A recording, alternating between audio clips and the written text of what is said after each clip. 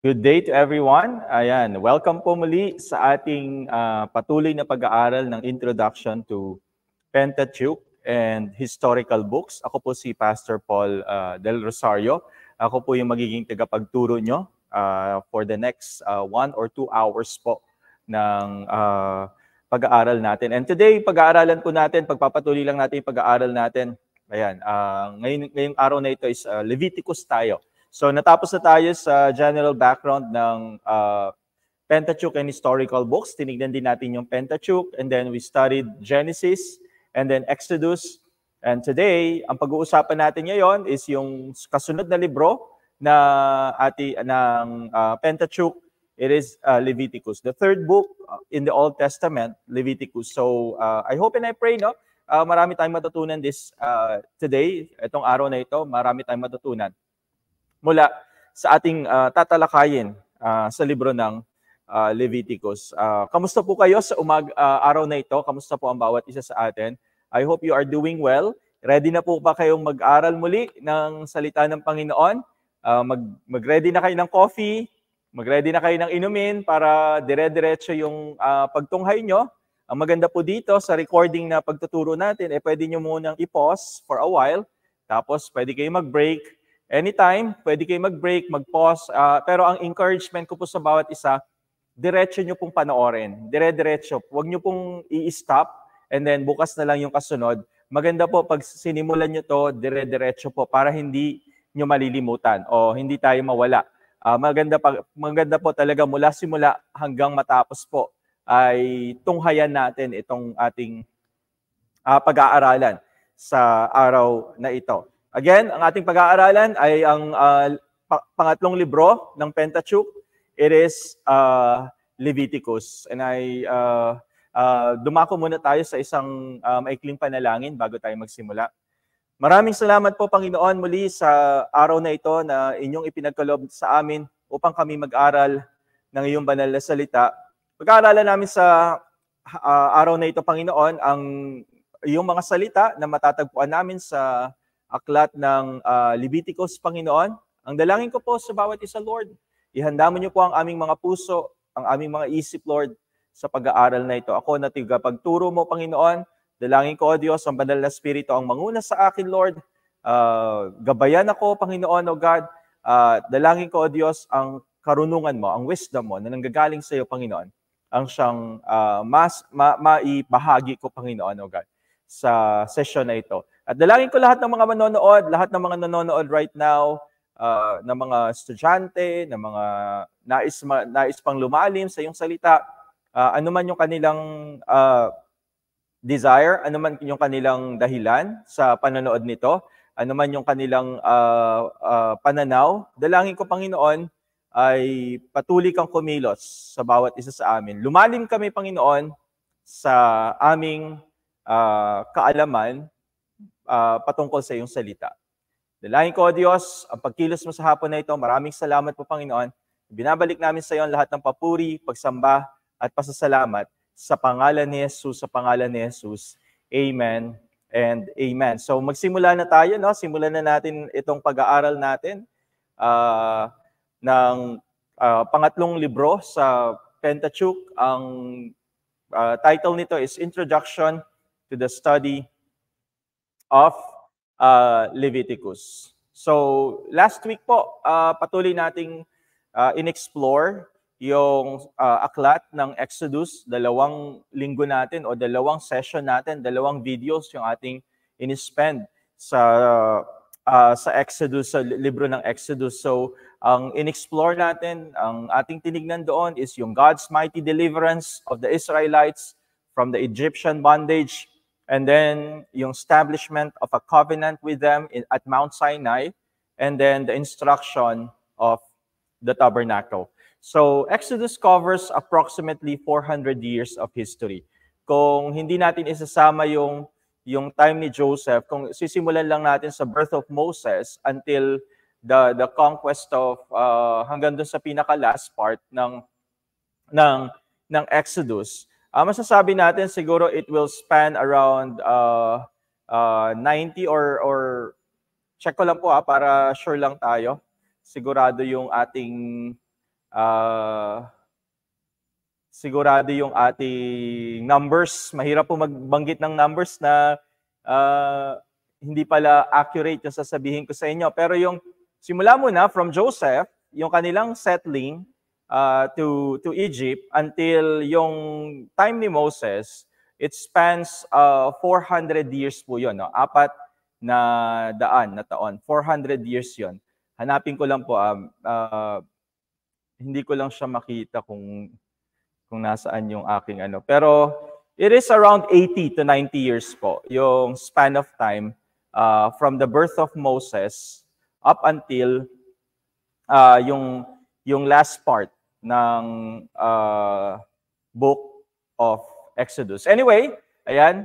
Ang mahalaga dito, ang alam natin is 400 years, no? 400 to 430 years yung span of time. But yung 80 years of history ay from Moses lang, no? From the birth of Moses to the construction of the tabernacles. So after the departure from Egypt, no? So yung timeline na yon, birth of Moses, and then Moses' birth and flight to Midian, and then Moses returned to Egypt, and then Exodus and the wilderness, 80 years po yun. 80 taon yung span of time na yon. Pero kung isasama natin yung kay Joseph, approximately 400 taon yung kino-cover nito. Ang haba po, no? Ang haba nung span of time na kinover. From Joseph until the construction, the building of the tabernacle. So, again, it's mighty deliverance of the Israelites from Egyptian bondage, and then the establishment of a covenant with them at Mount Sinai, and the construction of the tabernacle, no? The construction of the tabernacle. So it culminates, ano yung culmination ng Exodus? It culminates with the manifestation of God's glory filling the tabernacle, signifying that His presence was among His people. So dito matatapos yung Exodus. No? So Exodus revealed God's character. Ang nangyari sa Exodus ay it reveals God's character. Ayan. As a deliverer, anong character ni Lord? He is a deliverer, He is a lawgiver, and it introduces us to Israel's priestly role among the nations. So ang tawag sa mga tiga-Israel ay sila yung mga saserdote ng mga bansa. So dito magtatapos yung story of Exodus. No?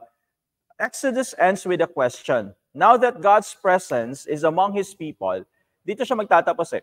Ngayong nandito na yung presensya ng Panginoon among His people, with the tabernacle and the presence of God filling the tabernacle, di ba? Pinuno ng presensya ng Panginoon yung tabernacle.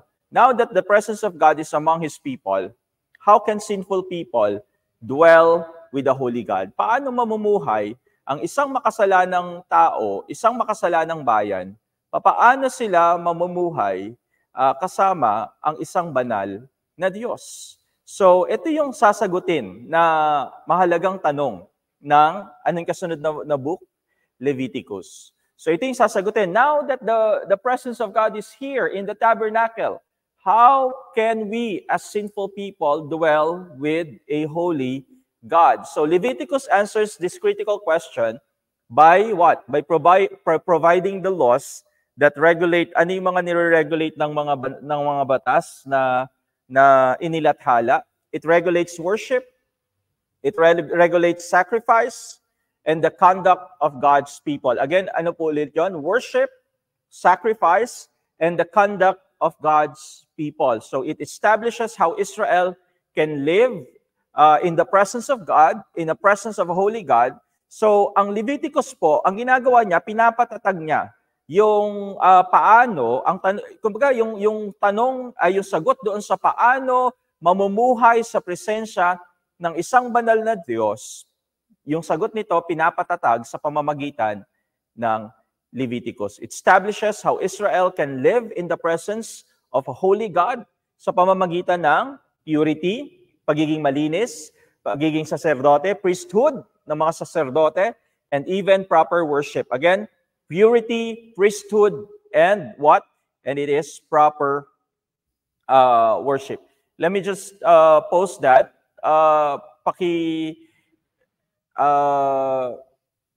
Screenshot or ayan, purity, priesthood, and the proper worship. So, yan yung ini-establish ng Leviticus. Now, purity, priesthood, and proper worship. So, it may appear challenging. Napakamapanghamon nito. But Leviticus is very crucial, very important for understanding the holiness of God. Again, Leviticus is very important in understanding the holiness of God, the seriousness of sin, and the necessity of what we call atonement. Mamaya pag-usapan natin yung atonement. So, itong libro na ito, napakahalaga nito mga kapatid. Minsan iniisip natin itong Leviticus is very boring pag binasa natin. Pag nagkaroon tayo ng reading sa Leviticus, parang isip natin, ang boring naman itong libro na ito, puro mga batas. But you know what? This is very crucial. This is very important if you want to understand the holiness of God, the seriousness of sin in the eyes of God, kung gaano kaseryoso ang Panginoon pagdating sa pagkakasala, and the necessity of atonement, yung pangangailangan natin ng pagbabayad utang or tutubos. Hindi siya pagtutubos redemption kasi is pagtutubos Yung atonement is more of pagbabayad sala. Paano tayo magbabayad sala? Yun na lang, no? Paano tayo magbabayad ng sala natin? So, ipapakita ito ng Leviticus. So, these are just introductions, no, ng Leviticus. So, imagine you receive an invitation. Imagine that you receive an invitation in a very grand banquet. Isang malaking piging, isang malaking handaan. Talagang very royal banquet ito. Sabihin na natin, yung ating presidente, inimbitahan kayo na dumalo sa kanyang isang pagtitipon, isang piging. It's a royal banquet.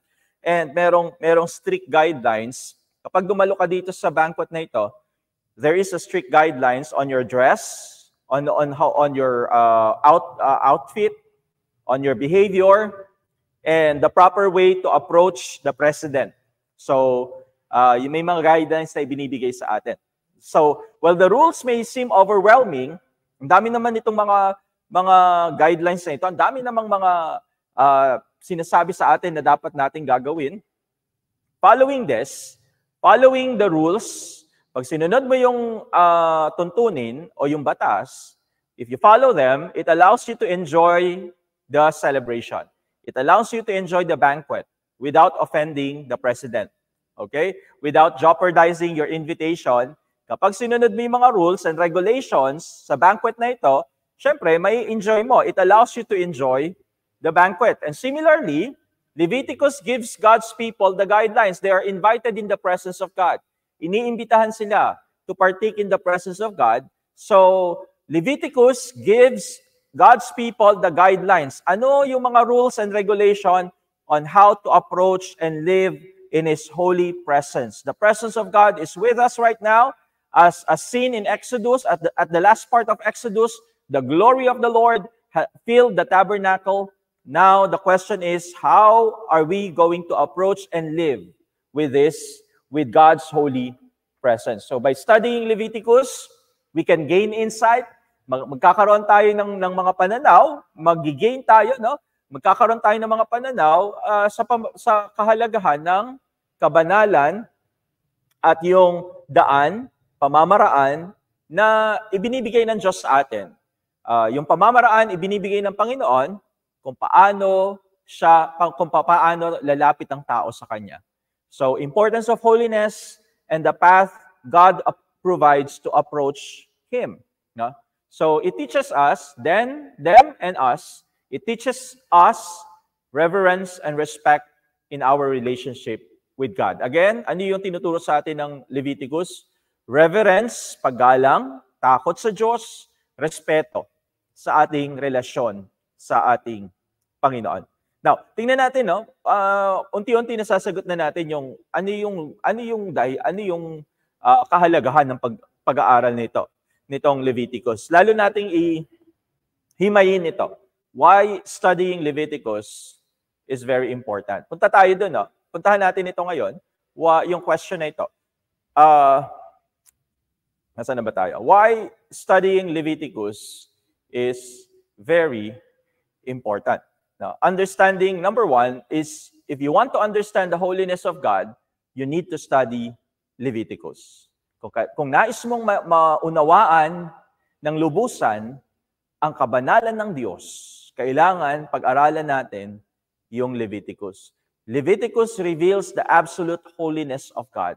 The holiness of God is absolute. Ibig sabihin, walang anumang kompromiso pagdating sa kabanalan ng Panginoon. Hindi pwedeng i-compromise ito. We cannot compromise because it is absolute. No? Absolute truth, absolute fact that God is holy.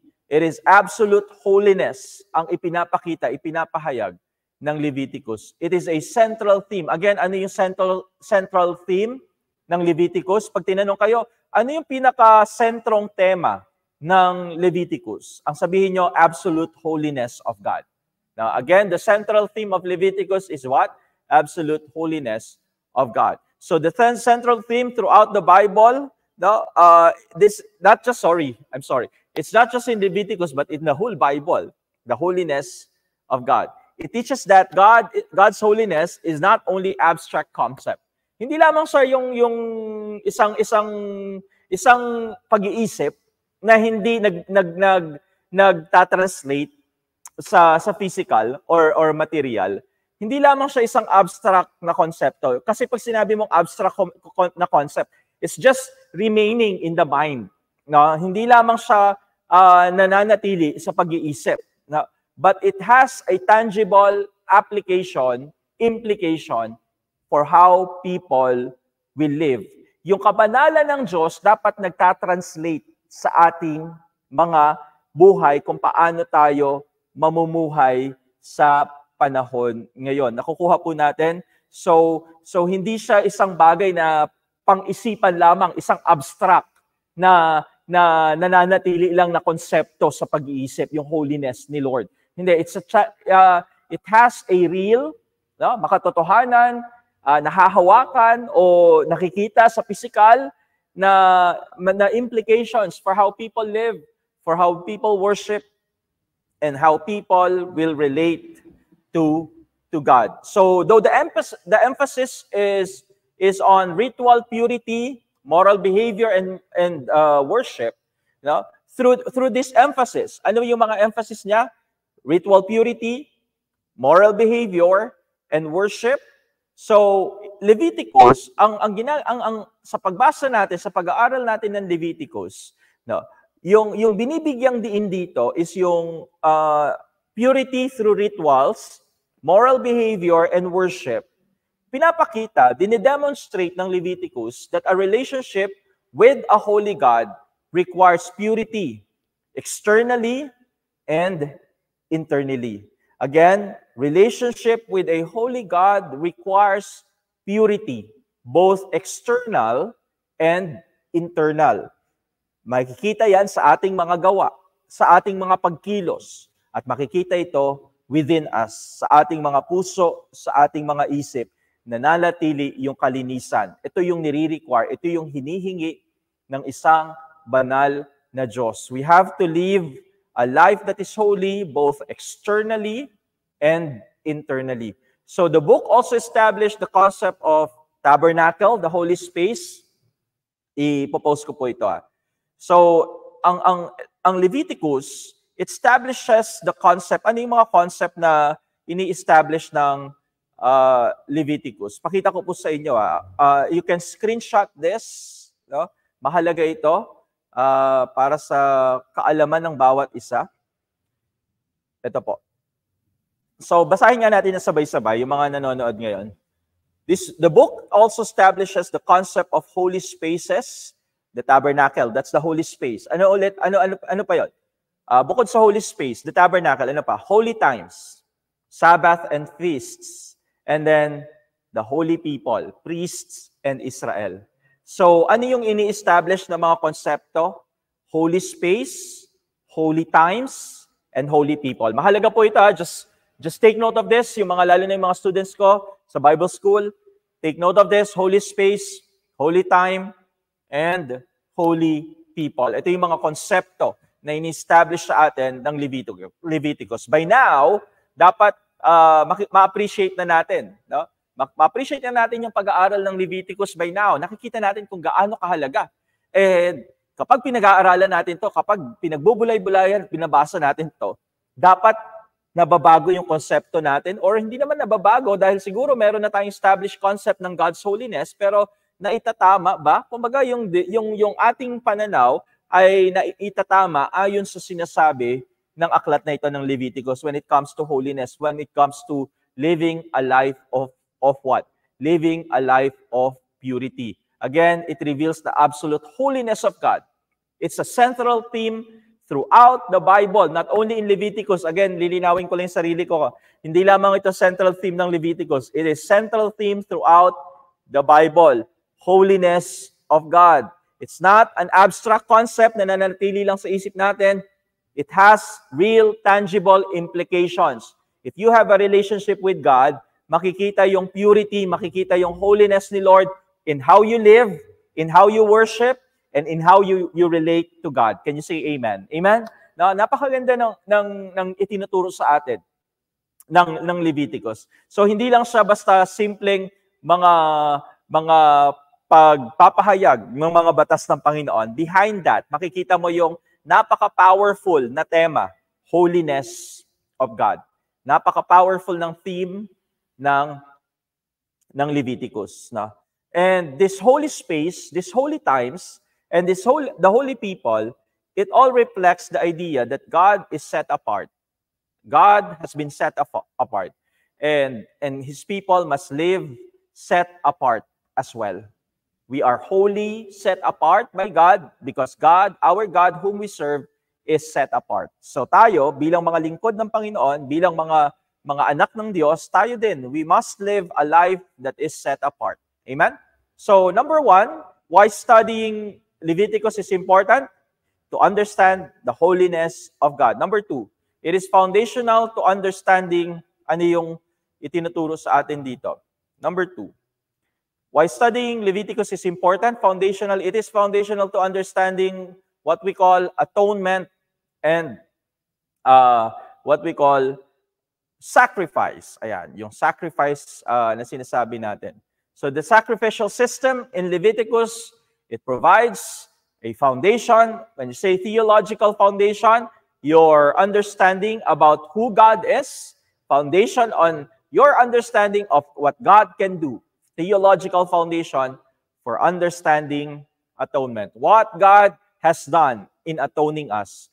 What God can do, who God is in atonement, and what God can do in atonement. So, foundational yung sacrificial system in Leviticus para maunawaan natin ng lubusan yung atonement. Central ito, no? Central yung atonement in both Old and New Testament. So, i-explain ng Leviticus, kaya nga very interesting ang libro na ito. Leviticus will explain how sacrifices, particularly yung blood offerings, no? Ipapakita yan sa Leviticus. I-explain yan ng libro na ito. Yung sacrifices na gagawin ng Israel, particularly the blood offerings, will atone for sin and restore the relationship between God and His people.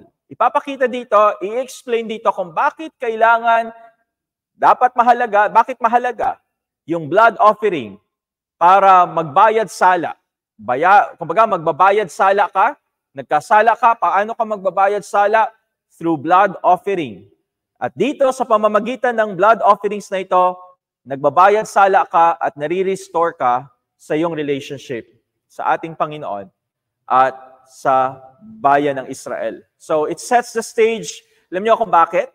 Malinaw naman, yung blood offerings, no, to atone for sins. Ano yung type nito? Ano yung, kumbaga, saan tayo itinuturo nito? Nitong Leviticus. Nitong blood offering to atone para magbayad sala and restore the relationship So by now, makukuha nyo di ba? So para siyang shadow, para siyang anino ng isang dakilang mangyayari in the future. Amen? And alam na natin siguro, nahulaan na natin o nasagutan na natin yung tanong, kanina siya tinuturo? O sino yung tinuturo nito? Nitong blood offering sa Leviticus.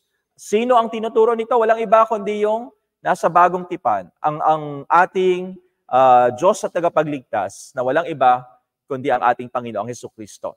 So itinuturo ng Leviticus, ibig sabihin pinopoint ng Leviticus yung gagawin ng ating Panginoong Hesukristo. So parang shadow siya, no? Yung blood offerings to atone for sins and restore the relationship between God and His people. It points to the greatest work, the ultimate work of atonement na ginawa or sacrifice na gagawin at ginawa ng ating Panginoong Hesukristo. So it set the stage. It prepares, no? It prepares all who will believe, or it prepares everyone. Sabihin na lang natin, lahat. It prepares the stage for the New Testament understanding of Jesus' sacrifice. So the principle of substitution. Ano yung substitution? Imbis na tayo yung mamatay, imbis na yung dugo natin yung dumaloy, lahat tayo, may substitution na nangyari.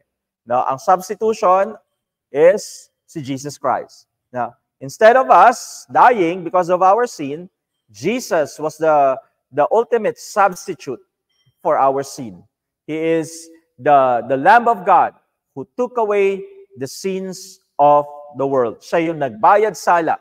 He atoned us from our sin. So the role, papakita dito yung substitution, the role of the priest, and the importance of blood.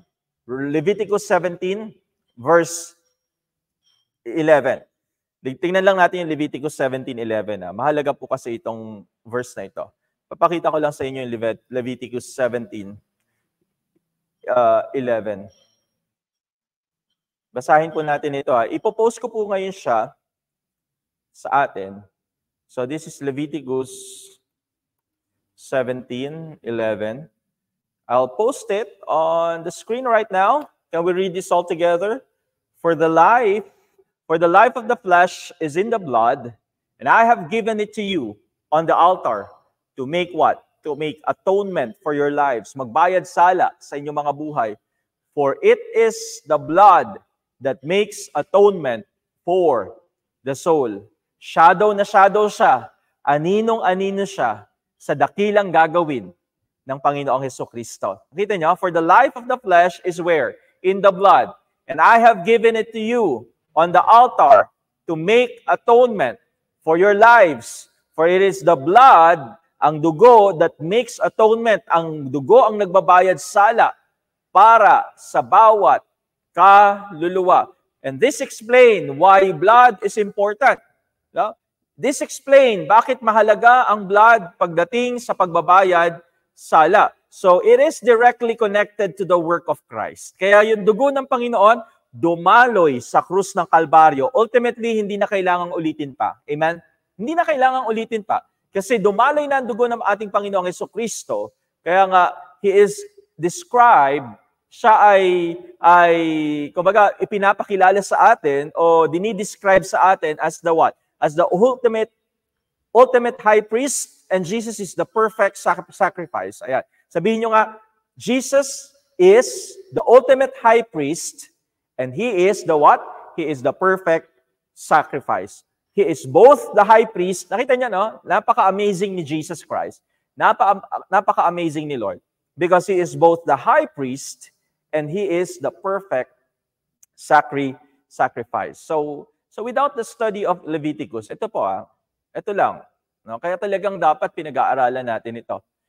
As faithful followers of Jesus Christ and as faithful to the word of God, dapat talaga ating tinutunghayan, ating pinag-aaralan ang Leviticus. Bakit? No? Without the study of Leviticus, look at the screen right now. without the study of Leviticus, it's difficult to fully grasp.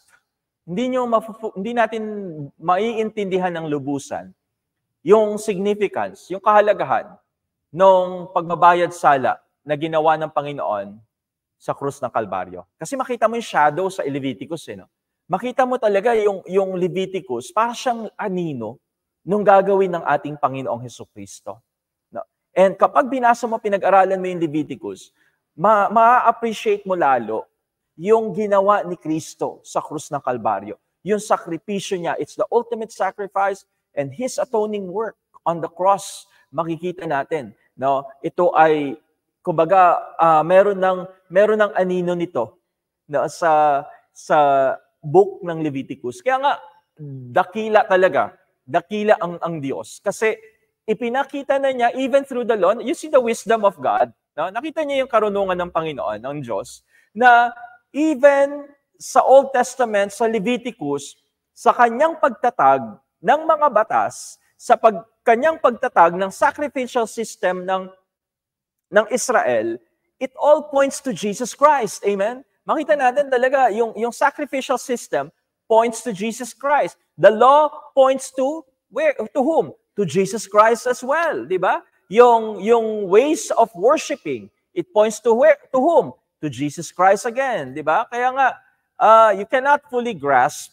the significance, yung kahalagahan ng atoning work ni Jesus Christ without understanding, without studying Leviticus. So it provides us the foundation for understanding yung pagbabayad sala, which is central to both Old Testament and New Testament. When you talk about the theology of Old Testament and New Testament, central to this is the atonement, no? Yung tinatawag nating atonement.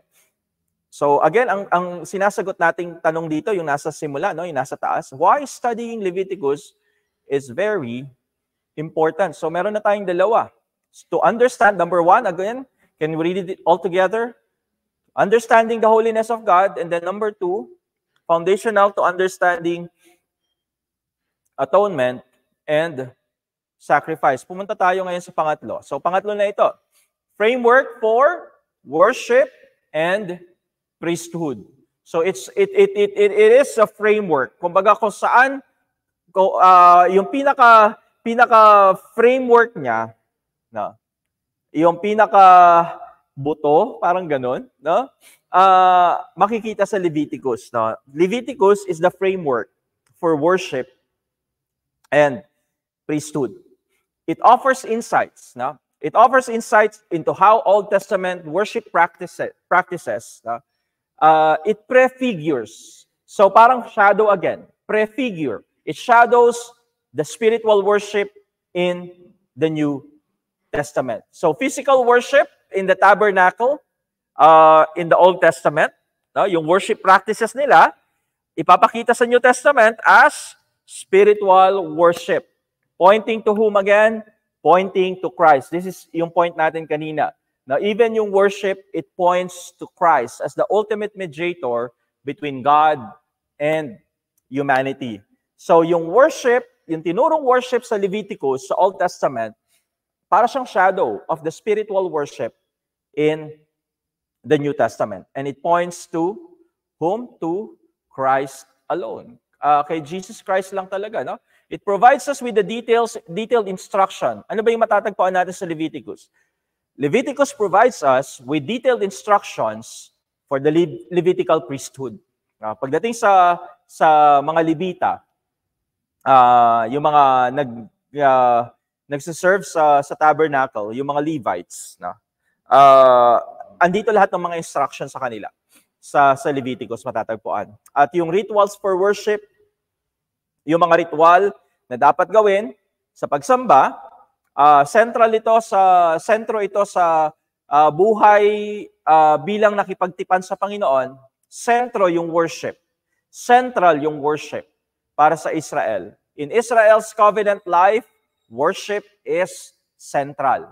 Dahil nakipagtipan sila sa Panginoon, sentro nito ay ang pagsasamba sa ating Panginoon. So, it explains, kapag binasa niyo yung Leviticus, it explains the role of priests, no?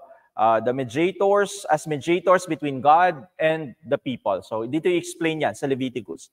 Kung ano ba yung magiging mga responsibilidad, ano ba yung gagampanan ng mga saserdote, ng mga priest, no? As mediators between God and the people, and how worship is to be conducted in a manner that honors God's holiness. I-explain din yan sa Leviticus.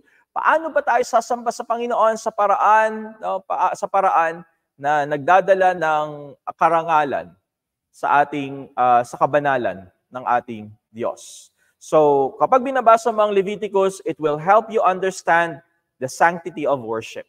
No, even for worship team, worship leaders, dapat binabasa ang Leviticus because it helps us understand. Every reader, no, lalo na kung ikaw ay talagang malalim na pinag-aaralan mo tong Leviticus, it will help you understand the sanctity of worship, the importance of approaching God with reverence and obedience. With reverence and obedience, dapat nating ina-approach ang Panginoon. May paggalang, may takot, at may pagsunod na lumalapit sa ating Diyos. The seriousness of worship, no? Makita nyo, yung incident, yung namatay si Nadab sa Leviticus 10, after this session, you can read the deaths of Nadab and Abihu. Ayan. I-post ko na lang po ulit din sa screen natin para you can take note of this. Pwede nyo itong basahin afterwards. The deaths of Nadab and Abihu in Leviticus 10. Now, Leviticus 10. Bakit? Ano bang ginawa nila? Bakit ba sila na-punish? Bakit ba sila naparusahan? Bakit ba sila pinatay? No? Si Nadab at si Abihu. Because they were punished for offering unauthorized fire. Now, they were punished for offering unauthorized fire.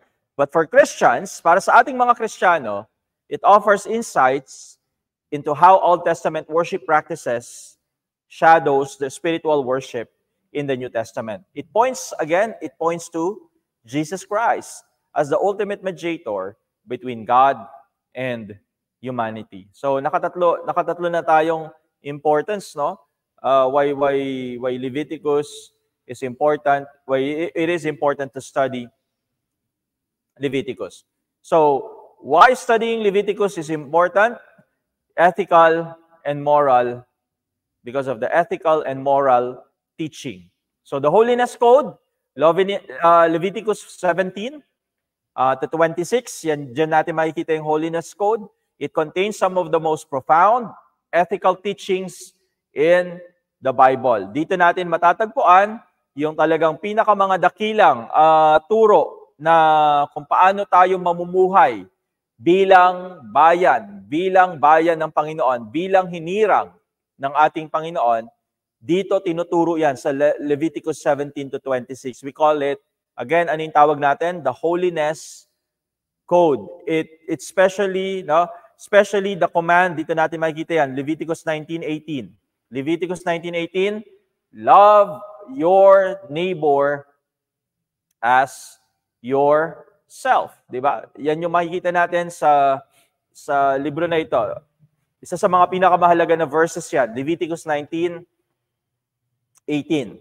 Makikita natin yan doon sa pinaka portion that we call Holiness Code.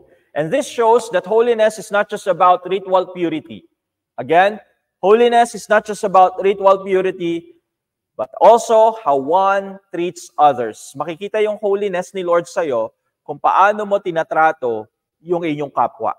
Amen? No, hindi lang ito sa isang ritual nakikita. No, kundi nakikita din ito kung paano mo tinatrato yung iyong kapwa, makikita yung kabanalan ng Diyos sa'yo.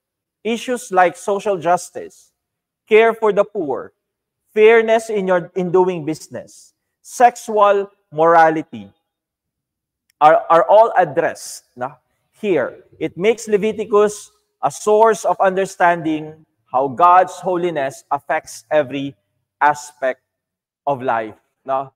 Leviticus is a source. No? It makes Leviticus a source of understanding of how God's holiness should affect every aspeto ng buhay natin, lahat ng aspeto ng buhay natin.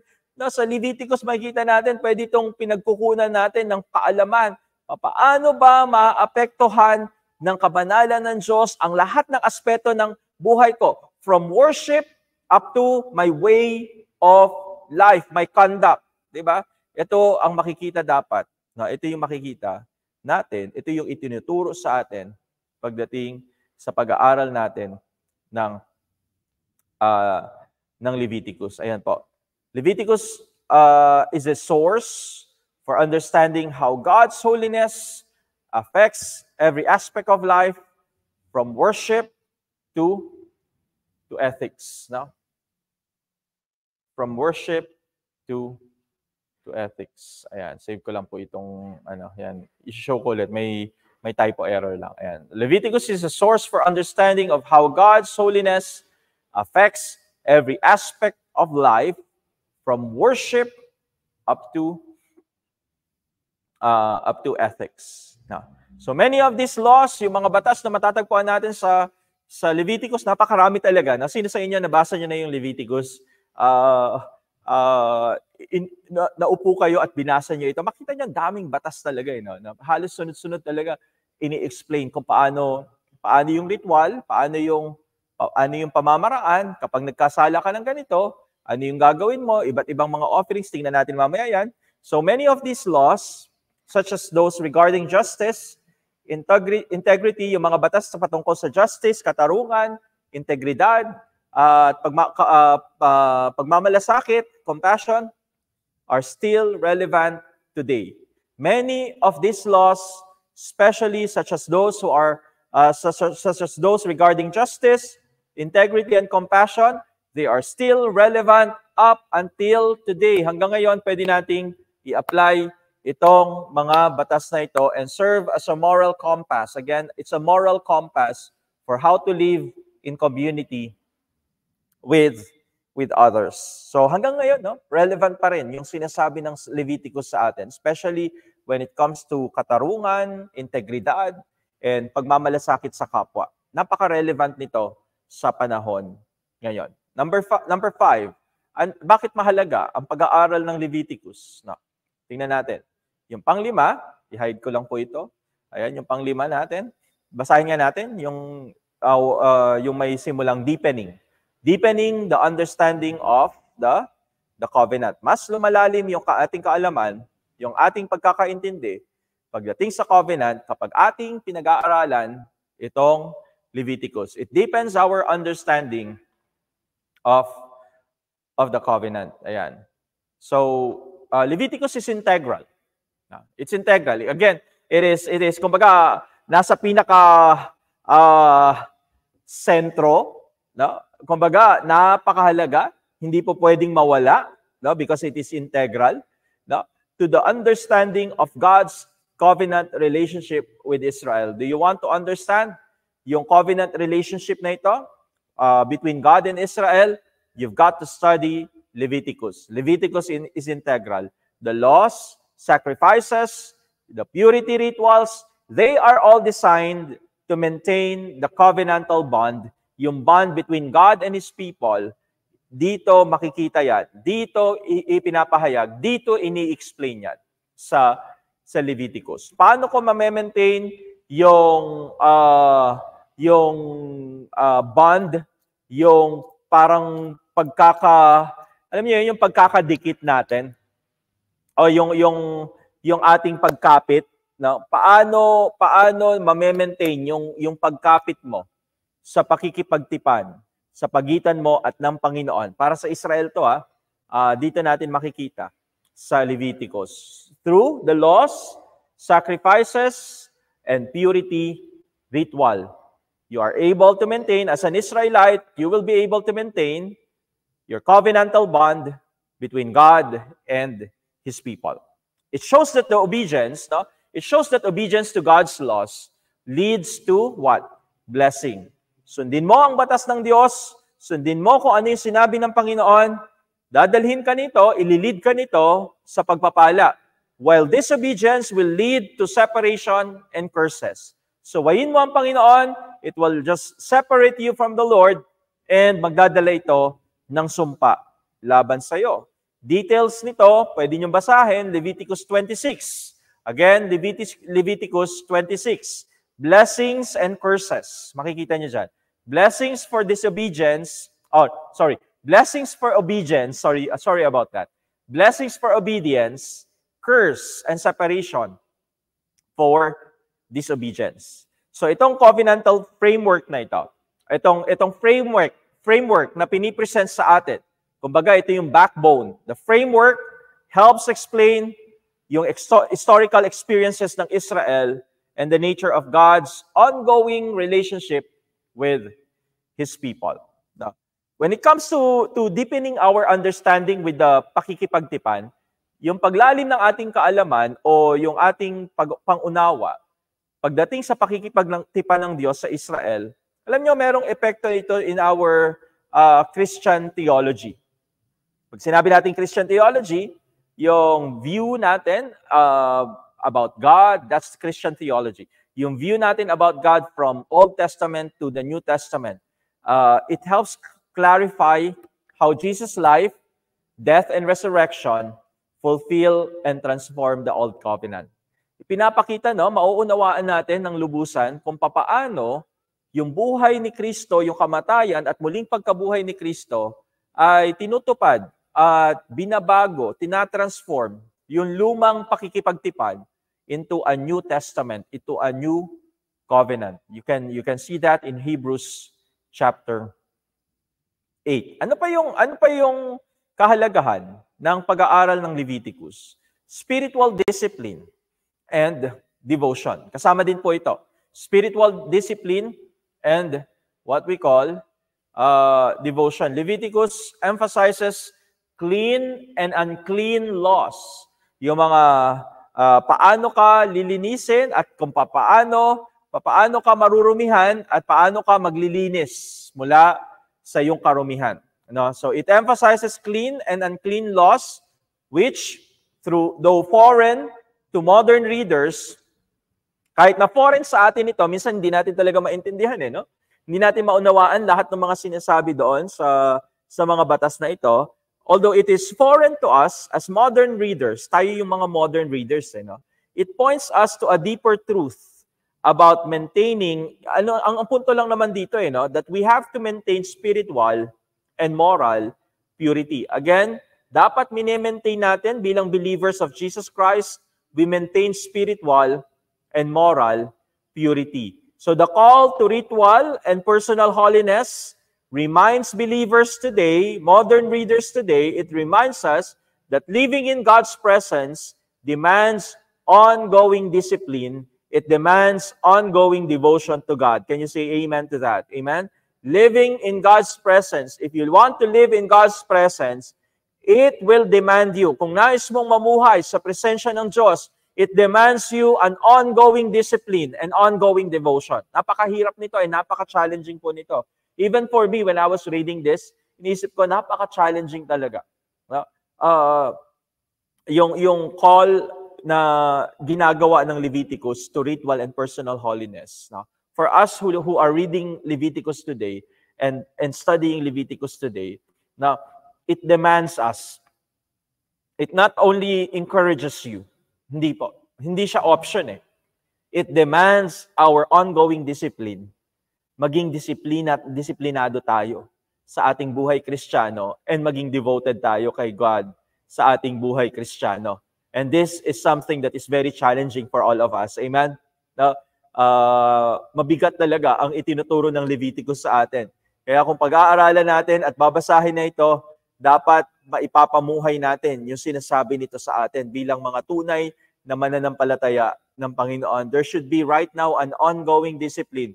Whether you are praying, reading the Word of God, communing with God, there should be an ongoing discipline with your life. Maintaining a holy life, although, di ba, minsan talaga, Dahil nasa katawang tao pa tayo, may mga tendency tayo na magkasala, pero ongoing yung discipline natin. We discipline ourselves and we devote ourselves to God. Yung mga piyesta nila, yung mga festivals nila, yung mga Sabbath laws nila in Leviticus na matatagpuan natin, tinuturo sa Leviticus, it highlights the importance of setting aside regular time for rest, worship, and reflection.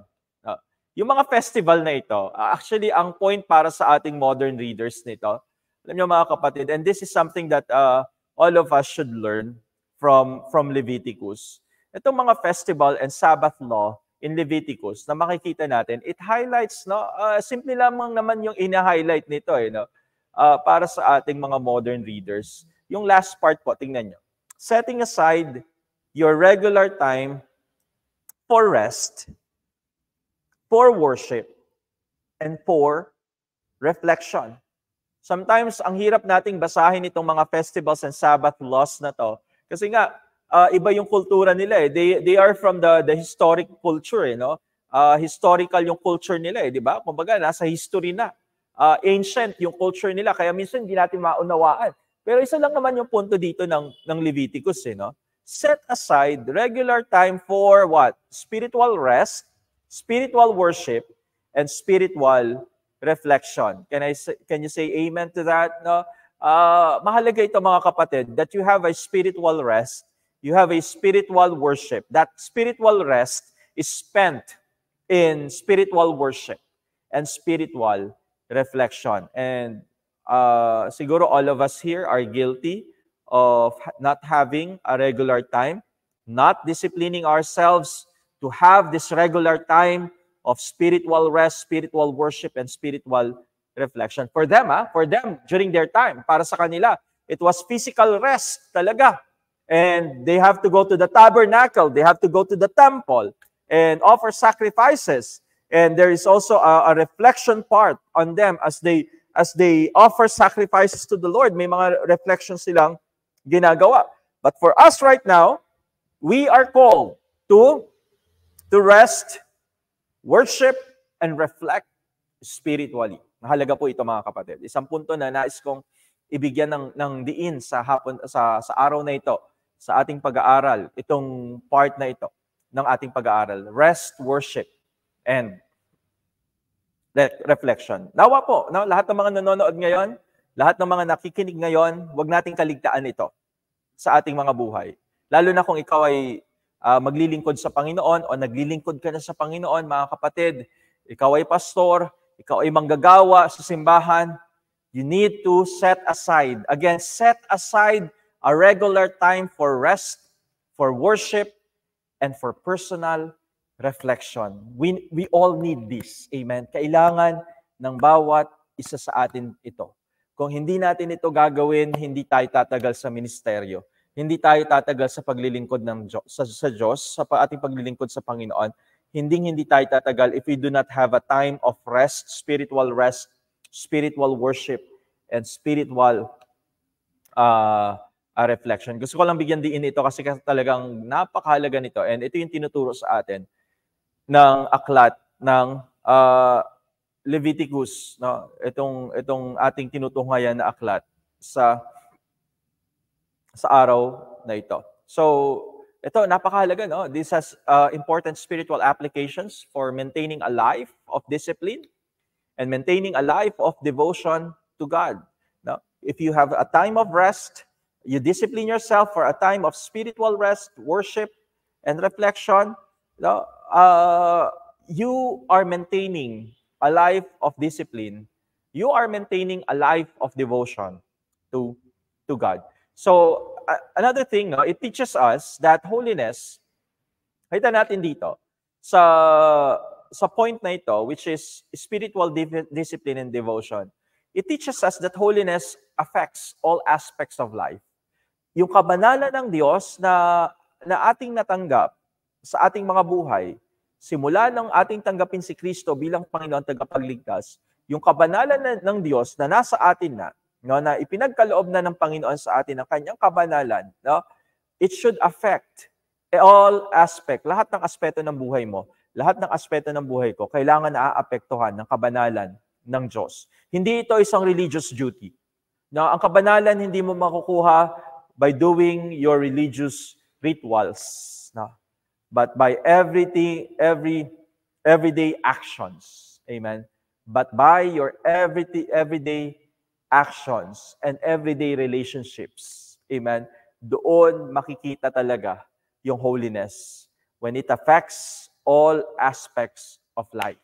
Na, ang isang tunay na Kristiyano na natanggap ang kabanalan ng Diyos, ang isang tunay na mananampalataya na natanggap ang kabanalan ng Diyos, naaapektuhan lahat ng aspeto ng kanyang buhay, ng kabanalan ng ating Panginoon. Again, ano yung point natin dito? Spiritual discipline and devotion. Hindi lang dito, no? Hindi lang sa spiritual discipline and devotion. Ano yung susunod?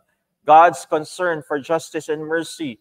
Makikita natin dito again in studying Leviticus, we can see God's concern for justice and yung tinatawag nating kahabagan ng ating Panginoon. It reflects God's deep concern. Leviticus reflects God's deep concern for justice, God's deep concern for mercy, especially in its social and economic laws. Sa pamamagitan ng mga batas na ni-stipulate ng Panginoon, sa mga batas na ipinahayag ng Panginoon about social and economic laws, such as commands to care for the poor, and the institution of the Jubilee year of Jubilee. Ano tong year of Jubilee? The Jubilee year, it emphasizes economic equality, freedom of slaves, restoration of land. It illustrates God's care for justice and fairness in the society. On the Jubilee year, sa kanila, on the Jubilee year, lahat ng may mga utang sa'yo, patatawarin mo na. Ang hirap po, no? Very challenging. Yung mga natirang utang na hindi pa nababayaran, kakalimutan mo na yung mga utang na yon during the Jubilee year. Kasi nga, ang pinopromote nito, maging equal lahat. Now, nawala na akong utang sa'yo because of this Jubilee year, na write off na ang lahat ng mga utang ko sa'yo, yung mga utang mo sa akin, kinalimutan ko na, economic equality. No? Kumbaga, walang mahirap, ipinapakita ni dito, walang mahirap, walang mayaman, walang nagpapautang, walang may utang. Economic equality. Amen? Freedom from yung mga alipin, pwede mo na silang palayain on the 10th year, no? The Jubilee year. Pwede mo nang palayain yung mga alipin. And then, nagkakaroon ng restoration sa kanilang lupain. No? There is a restoration that happens in the land. So what does this illustrate? The Jubilee year, it illustrates God's care. It illustrates yung concern ng Panginoon for justice and fairness in the society. Ang mga batas na ito, no, it reveals the justice of God. Makita nyo, yung Leviticus, God's concern for justice and mercy. It reveals the justice of God, no, and it is not merely punishing. No. Yung katarungan na ang pagiging makatarungan ng ating Panginoon, it's not only in punishing people, no, siya makatarungan, but also in restoring people. Can you say amen? Hallelujah. Na, makita natin yung katarungan, pagiging makatarungan ng ating Panginoon, hindi lamang sa pagpaparusa ng mga tao, kundi pagre-restore ng mga tao. Ang ganda nun, no? Yung katarungan ng Panginoon, nakikita kung paano niya nire-restore yung mga tao. He restores the relationship through the sacrifices. The sin offerings, no, nagkakaroon ng restorative effect ito sa relationship ng tao sa ating Panginoon. No, seeking the well-being of all the members of society, especially the vulnerable. So, nakikita sa pamamagitan ng Leviticus yung katarungan ng Panginoon at yung kahabagan ng ating Panginoon. Yung kasunod po, alam nyo, marami talaga. By now, dapat nakita na natin yung kahalagahan ng pag-aaral ng Leviticus. Insight into biblical theology. If you want to know more about biblical theology again, balikan nyo lang po yung last session natin. Ano ba yung ibig sabihin ng biblical theology? It is the story of salvation, the plan of salvation, starting from Genesis up to Revelation. That's biblical theology. The plan of God in saving His people. Paano nangyari yon from Genesis to Revelation? pinag-aaralan yan sa biblical theology. Leviticus provides context for understanding other parts of the Bible, especially the prophets and the what? The New, especially the prophets and the New Testament. Many prophetic critics, yung mga oracles na against the Israel sin and ritual hypocrisy are based on the standards set in Leviticus. So yung mga puna ni Isaiah, yung mga puna ng mga propeta sa pagiging makasalanan ng Israel and yung kanilang pagiging hipokrito sa pagsunod sa batas ng Panginoon, ang standard nito, ang tinitingnan ng mga propeta na bilang standard ay yung Leviticus. Now, kaya nila nasasabi, yung kanilang critique, kaya nasasabi nila yung criticism nila against Israel kasi ang standard na kanilang tinitingnan ay yung sinabi sa Leviticus. Yung sinet ng Leviticus na standard, yun yung standard na tinitingnan ng mga propeta. Now, and the prophets often call for a return to the heart of this law. Lagi, no? Makita natin kay Isaiah and even sa ibang mga propeta, yung tawag na bumalik kayo sa puso ng batas na ito. At matatagpuan ito sa Leviticus. Without Leviticus, key passages, yung mga mahalaga, important passages in the books like Hebrews, which emphasizes the priesthood and the sacrifice of Jesus Christ, would be difficult to understand. Kaya kailangan babalik ka talaga sa Leviticus pag binabasa mo yung Hebrews, kapatid. Kapag ikaw ay binabasa mo yung Hebrews, kailangan nabasa mo rin yung Leviticus. Kasi maraming typology doon. Type of Christ. Itong sacrifice na ito is like a type of Christ. Typology ang tawag doon. So, makikita natin, marami dito sa babanggitin sa Hebrews are from, sa Hebrews ay from Leviticus. So, kailangan, binabasa natin, pinag-aaralan din natin yung Leviticus. Now, because Hebrews emphasizes Christ's priesthood, Hebrews emphasizes Christ's sacrifice. Makita natin yung typology nito. Saan? Again, sa Leviticus.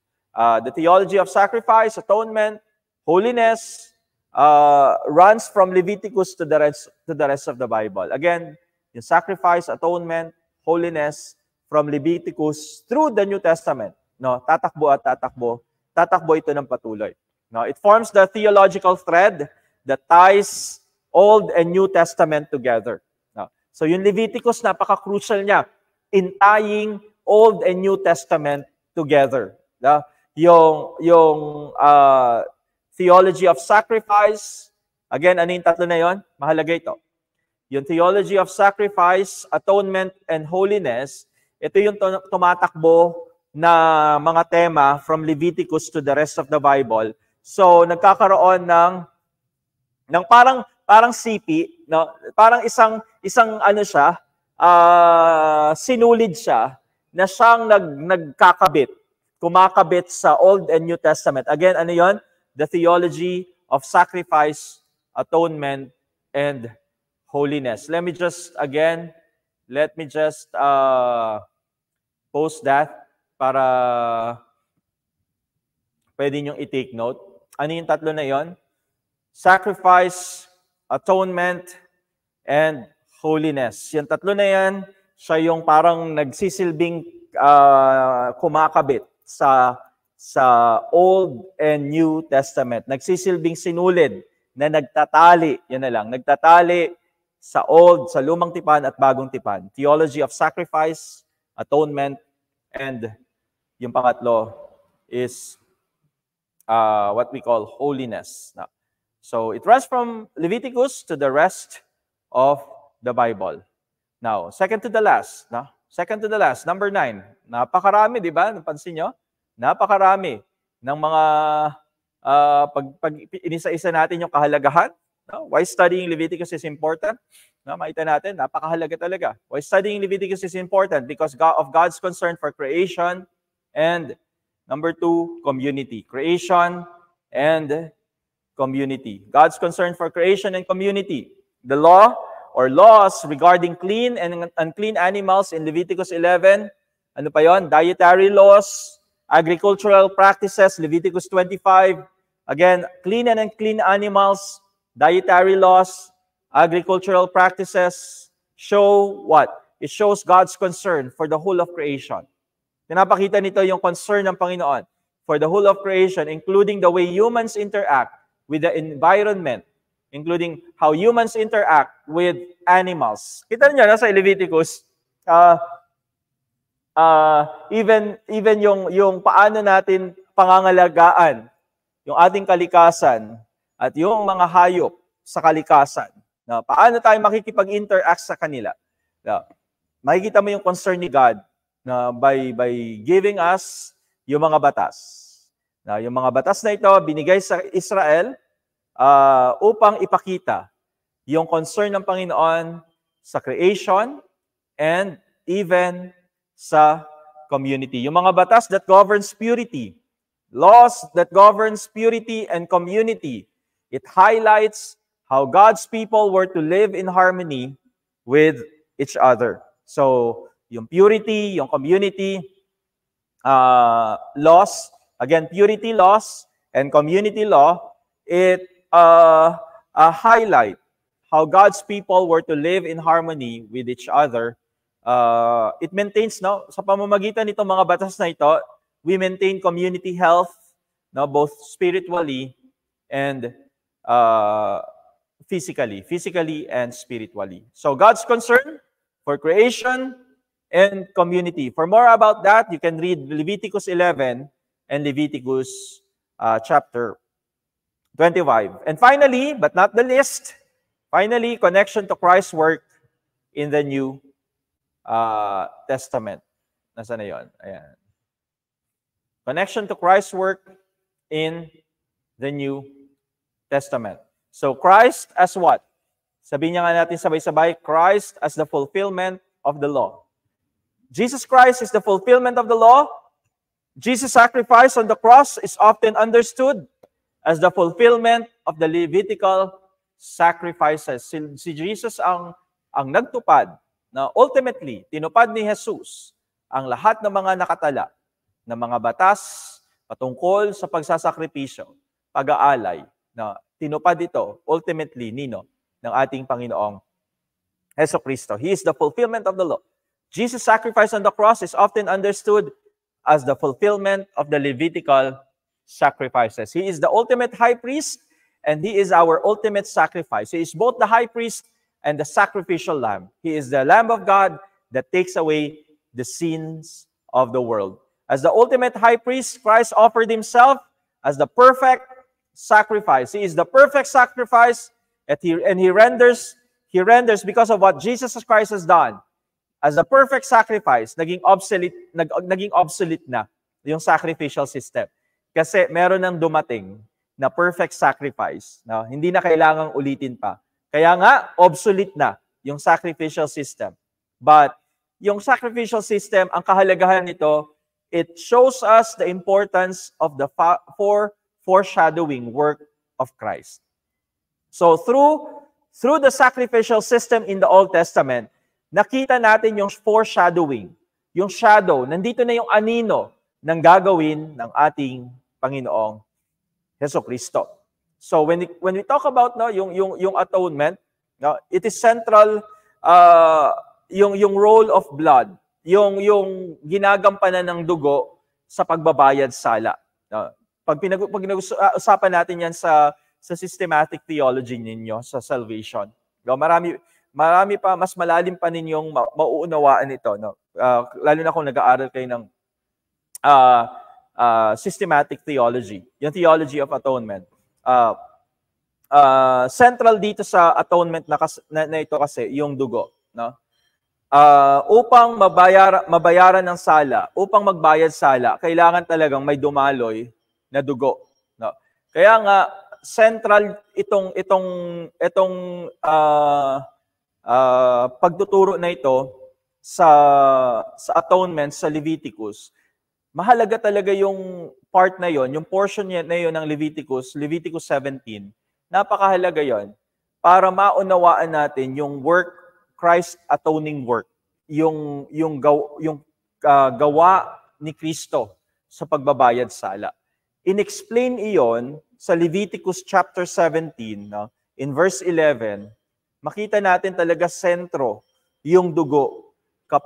Upang magkaroon ng pagbabayad sala, kailangan talaga na dumaloy yung dugo. At ito ay napakahalaga para maunawaan natin yung kahalagahan ng pagbabayad sala sa pamamagitan ng kamatayan ng ating Panginoong Jesucristo. So very vital ang Leviticus for those who are studying Christology, the doctrine about Christ, and soteriology, the doctrine of salvation. If you are taking up Christology and soteriology, mahalaga yung Leviticus sa pag-aaral na iyon. So studying Leviticus is important.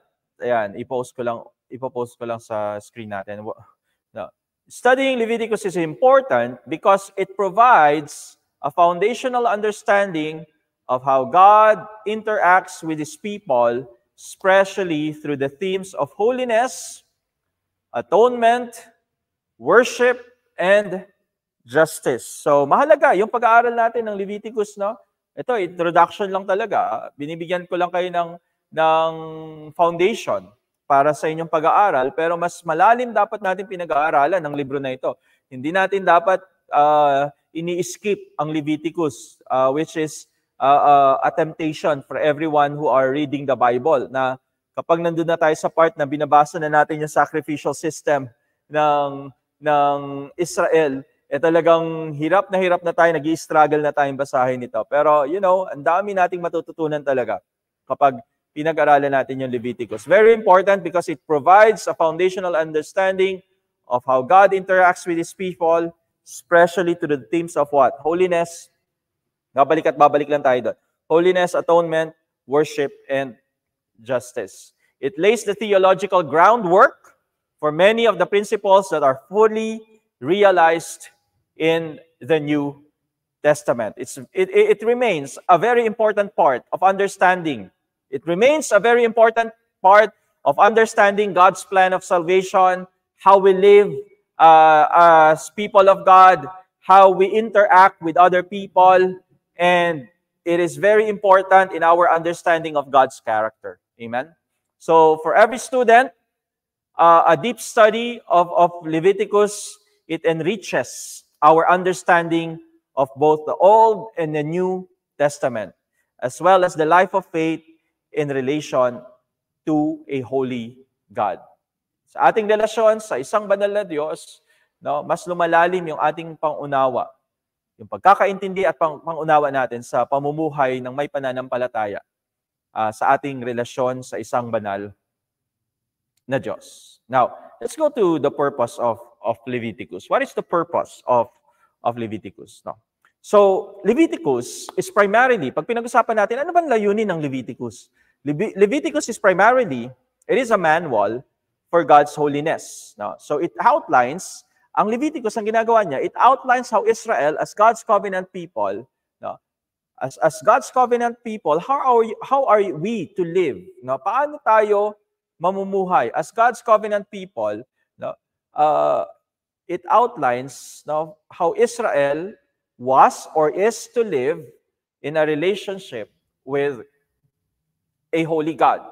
So that's the purpose, primary purpose of Leviticus. Paano ba mamumuhay sa isang relasyon, sa isang banal na Diyos, ang Israel?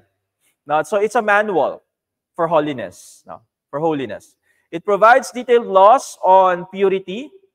Let me just pakita ko lang sa inyo. It provides detailed laws on ritual purity, sacrifices, detalyado. Kaya talaga masasabi natin, minsan, ang hirap naman basahin itong Leviticus dahil sobrang details talaga, sobrang detalyado. Yung mga batas on ritual purity, sacrifices, priestly duties, and how the Israelites were to maintain their distinct identity as a holy nation. Very detailed talaga siya, pero mahalaga.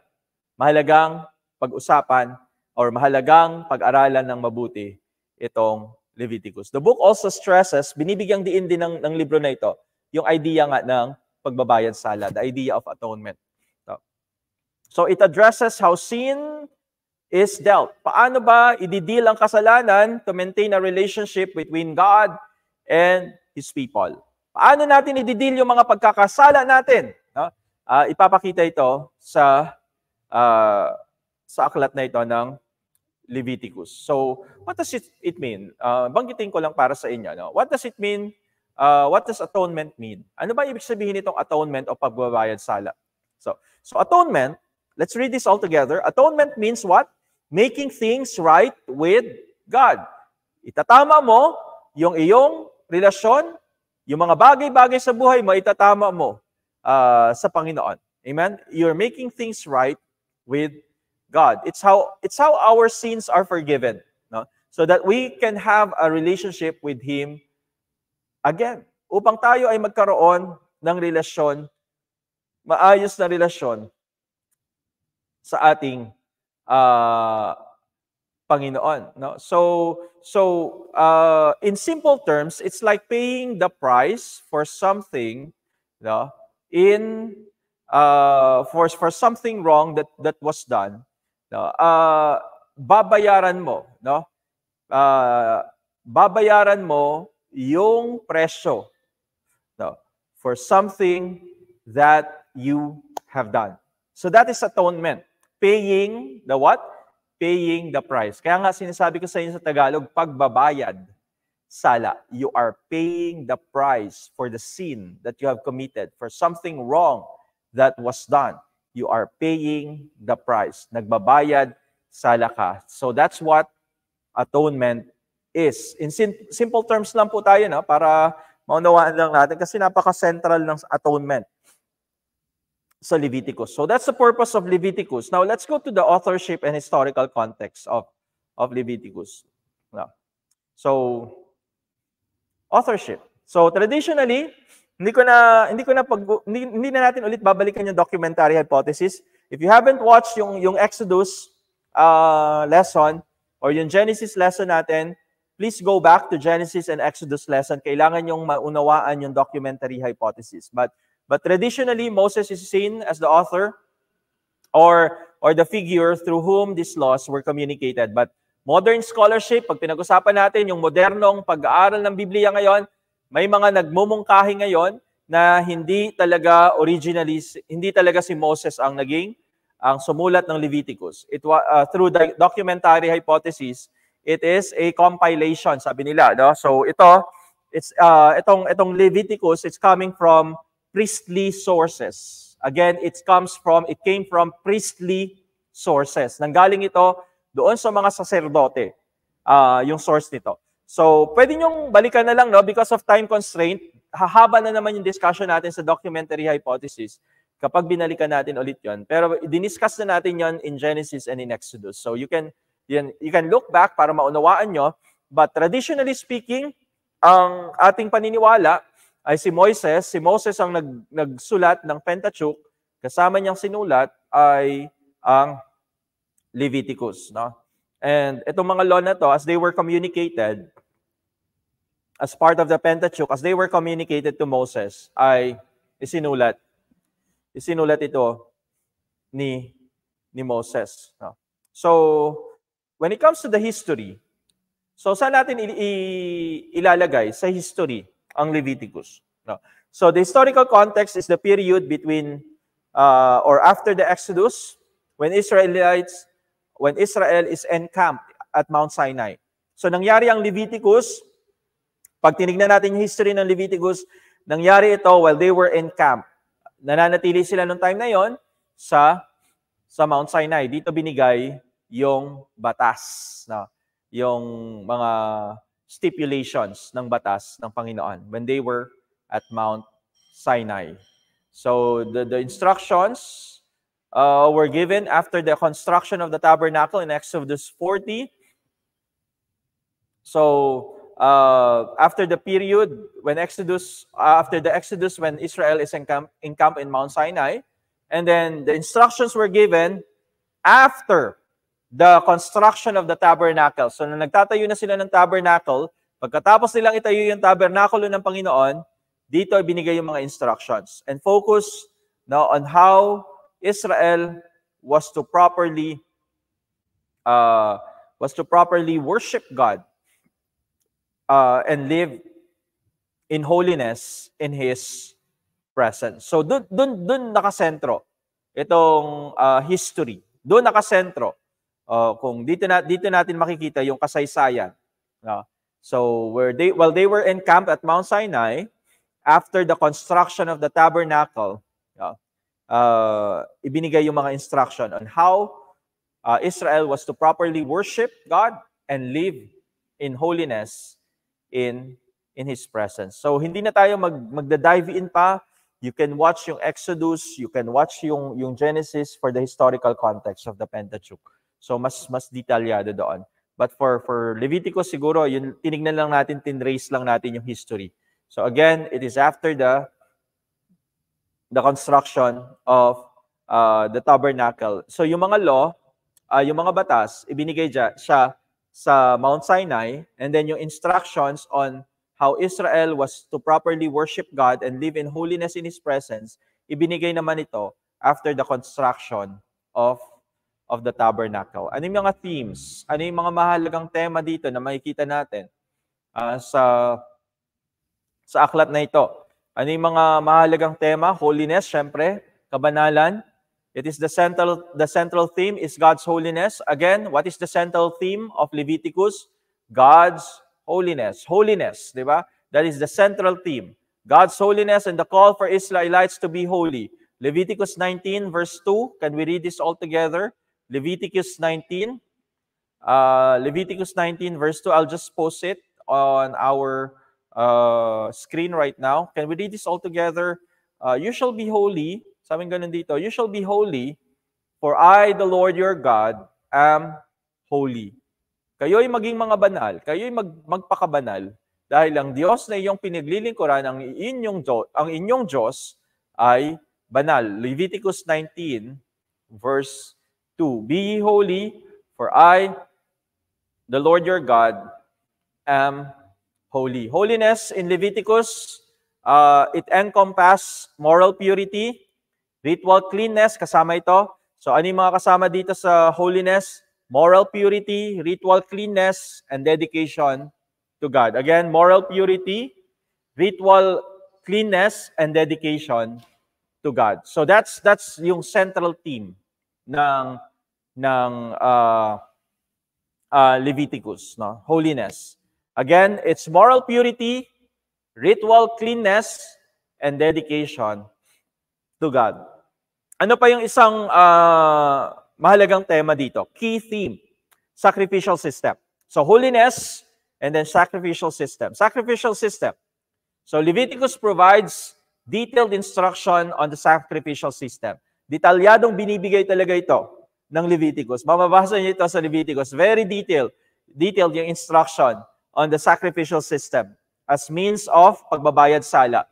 Bilang pagbabayad sala, itong mga sacrifices na ito ang dapat ninyong gawin. As a means of pagbabayad sala for the sin and maintaining a covenant relationship with the Lord, kaya in-institute ang sacrificial system. Kaya ibinigay ng Panginoon ang sacrificial system for them na mabayaran ang kasalanan at ma-maintain ang covenant relationship. That's why there is a sacrificial system. Maliwanag po ba? No? So yung sistema na ito ng pag-aalay, yung sistema na ito ng sacrifice, ay in-institute ng Panginoon, itinatag ng Panginoon para sa pagbabayad sala at ma-maintain, mapanatili yung covenant relationship between God and His people. Kaya mahalaga, no? Mahalaga yung sacrificial system. Number 3, atonement and forgiveness. Again, we are talking about the theme, yung mga pinakamahalagang mga tema na matatagpuan natin sa Leviticus. So, holiness, sacrificial system, and then atonement. Again, pagbabayad sala and pagpapatawad. Seryoso ang Diyos pagdating sa kasalanan. It separates people from God. Mula noon hanggang ngayon. Ang kasalanan ay very, very serious yan, and it separates people from God. The sacrificial system that is instituted, sabihin na natin, through Leviticus, that is explained in Leviticus, the sacrificial system, especially the Day of Atonement. Meron silang tinatawag na araw ng pagbabayad sala. The Day of Atonement, it provides the means for sin to be forgiven. Itong araw ng pagbabayad sala nagbibigay daan ito para mapatawad sila sa kanilang mga kasalanan.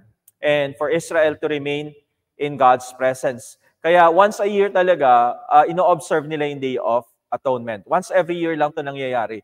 Where the high priest will enter the tabernacle. Isang beses lang sa isang taon and go to the Holy of Holies. Dito nangyayari to.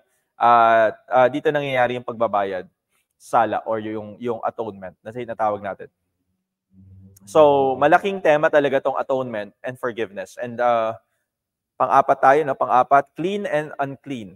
So, the distinction between clean and unclean. Ritually pure, ritually impure. It is a major theme in Leviticus. Clean and unclean. What is ritually pure? What is ritually impure? Now, with specific laws related to food, yung mga nilalabas ng ating katawan, bodily emissions, disease, and even more. Diyan yung matatagpuan lahat yan sa Leviticus. No? Ito ay simbolo ng pangangailangan ng bawat isa na maging malinis sa paglapit sa Panginoon. Simbolo ito, no? For us, no, modern readers, it symbolizes the need for purity when approaching the Lord, when approaching God. Kailangan malinis tayo kapag lumalapit tayo sa Panginoon. Can you say amen? No? Ito ay sumisimbolo sa atin, no? Habang binabasa natin ito, yung mga rituals, what is ritually clean, ritually impure, ang sinasabi dito sa atin na kailangan nating maging malinis sa paglapit natin sa ating Panginoon, clean and unclean. And finally, priesthood. So, the Levitical priesthood, especially the role of Aaron and his sons, is emphasized. Binibigyang diin yung priesthood, yung yung ginagampanan nila Aaron at yung kanyang mga anak. Mula sa kanilang linya kasi, yung mga Levita, tinatawag nating mga Levites, no? Yung mga Levitic, dito nakuha din yung Leviticus, no? Levitical priesthood. No? Ini-emphasize ito. As they are mediators, sino yung mga priests na ito? Sino yung mga Levites na ito? They are mediators between God and the people. They are responsible for carrying out the sacrifices and maintaining the sanctity of the tabernacle. Again, they are responsible. Aaron and his sons, sila yung mga tinawag bilang mga Levita. Yung kanilang role is they are carrying out the sacrifices and maintain the sanctity of the tabernacle. So we have holiness, we have sacrificial system, we have atonement and forgiveness, we have clean and unclean, and we have priesthood. Ito yung mga major, talagang mga key na theme, mahalagang mga tema pagdating sa Leviticus. Now, let's look at the structure. Tingnan nga natin yung structure ng Leviticus. Yan. Tingnan lang natin, no? Maikli lang naman itong structure ng Leviticus. So, two main parts ang Leviticus. 1 to 16, tapos 17 to 27. So, nahahati siya sa dalawang main na bahagi. Dalawang bahagi ang Leviticus. So, may mga further divisions lang ito. So, from 1 to 16, ang tawag dito, tinatawag natin itong ritual and sacrificial laws. So, chapters 1 to 16, yan yung mga ritual at yung mga pag-aalay, yung mga batas na pag-aalay, yung mga batas na mga ritual at pag-aalay, mga sacrificial law. Now, in chapters 1 to 7, ano yung makikita natin? Pag binasa natin chapters 1 to 7, these are the sacrifices. So, details of the different kinds of sacrifices. Burnt offerings, grain offerings, peace offering, sin offering, guilt offerings. Yan yung mga sacrifices na yan. Matatagpuan nyo lahat yan sa chapters 1 to 7. So, each sacrifice has a specific function. Again, bawat isang pag-aalay ay may specific, may particular na function ito, no? Such as atonement, thanksgiving, fellowship with God. Iba't iba. Yung mga offerings na ito, whether it's burnt offerings, grain offerings, peace offerings, sin offering, and guilt offering, no? itong mga bagay na ito, bawat isa dito, merong mga specific na function na ito. Particular na function, meron dito magbabayad ng sala, meron dito pagpapasalamat, meron dito fellowship with God. No? Priestly ordination, chapter 8 to 10. It described the ordination of Aaron and his sons. Pag pumunta kayo ng Leviticus chapter 8 hanggang Leviticus 10, dinidescribe dito, isinasalaysay dito yung ordination, yung paghirang kay Aaron at sa kanyang mga anak bilang mga unang mga saserdote, bilang mga unang pari, and the importance of following God's instructions. No? Dahil sa chapter 10, makikita niyo yung kamatayan ni Nadab and Abihu. Kailangan mahalaga na dapat sinusunod ng maayos yung instruction ng ating Panginoon, kundi paparusahan sila ng Diyos. Chapters 11 to 15, clean and unclean laws. Ilipat ko lang yung ating yan, nandiyan pa pala. Chapters 11 to 15, clean and unclean laws. It explains what is considered ritually clean and what is ritually unclean regarding food. Clean, ano ba yung mga malilinis at maruruming mga animals, yung childbirth, yung skin disease, at yung mga dinidischarge sa katawan, di ba? Sa mga kababaihan, dito rin natin makikita yan. So, yung mga explanation nito of what is clean and unclean, mababasa natin yan sa chapters 11 to chapter 15. Now, ito yung isa sa mga pinakamahalaga. Nasa parang nasa pinaka-sentro ng Leviticus, the Day of Atonement. No, the Day of Atonement, pag sinabi natin the Day of the Atonement, alam nyo ba, this is the holiest day in the Jewish calendar. Again, what is the holiest day in the Jewish calendar? Can you write this down? The holiest day, ang pinakabanal na araw sa kalendaryo ng mga Hudyo mula noon hanggang ngayon is the Day of Atonement. Now, pwede nyo pang i-research yan, pag-aralan pa ng maigi yung Day of Atonement. It provides a yearly atonement, pagbabayad sala for the entire nation's sin. So not just for individual sin, but for the sin of the entire nation of Israel. Itong Day of Atonement na nakatakda na mangyari once a year ay pagbabayad sala ito ng buong bayan ng Israel. Kasalanan ng buong bayan ng Israel. So meron dito yung tinatawag na scapegoat ceremony. Merong isang seremonya na ginagawa sila dito sa Day of Atonement. Kung saan may isang kambing na iaalay. No? Isang kambing iaalay siya. No? And another one, dadalhin siya, no? Papakawalan siya sa wilderness. No? Sentro ito ng kanilang ritual ng Day of Atonement. Again, yung scapegoat ceremony, isang kambing ay isa-sacrifice. So, kumbaga, yung dugo ay dadaloy sa altar. And the other, yung isa naman, papakawalan sa wilderness. Dala-dala nitong kambing na ito yung kasalanan. At papatakbuhin siya o papalayain siya sa ilang, sa wilderness. No? And central itong Day of Atonement na ito, chapter 16. Basahin niya po yan. Magandang basahin niyang Leviticus 16. Even after this, no? After this broadcast, you can read Leviticus chapter 16 to understand more about the Day of Atonement, yung araw ng pagbabayad sala. Now, so nasa half pa lang tayo, no? So ritual and sacrificial law, Leviticus 1 to 16. Now, the second division ng Leviticus is from chapter 7 to chapter 27. We call it the Holiness Code. This is the Holiness Code naman. So, ano yung mga makikita natin dyan? From chapter 17 to 22, holiness in daily life. Kabanalan sa pang-araw-araw na pamumuhay. Itong mga batas na ito, it touch on personal holiness, including prohibitions against what? Against idolatry, unlawful sexual relationships, social justice issues, and maintaining ritual cleanness. So, holiness in daily life, Leviticus 17 to 22. Part yan ng Holiness Code. Festivals and the Sabbath. Chapter 23 to 25 naman, festivals and the Sabbath. It describes the religious festivals, Passover, Pentecost, Feast of the Tabernacle, and the importance of the day of rest, so the Sabbath. Dito nyo makikita yan saan? Again, chapter 23 up to chapter 25. The Sabbath year and the year of Jubilee. So meron silang 7th year is the Sabbath year, the year of rest. Kailangan yung field mo, yung taniman mo ng palay, yung taniman mo, kailangan mag-rest yan on the 7th year. Hindi mo pwedeng tamnan yan. Kailangan papahingahin mo.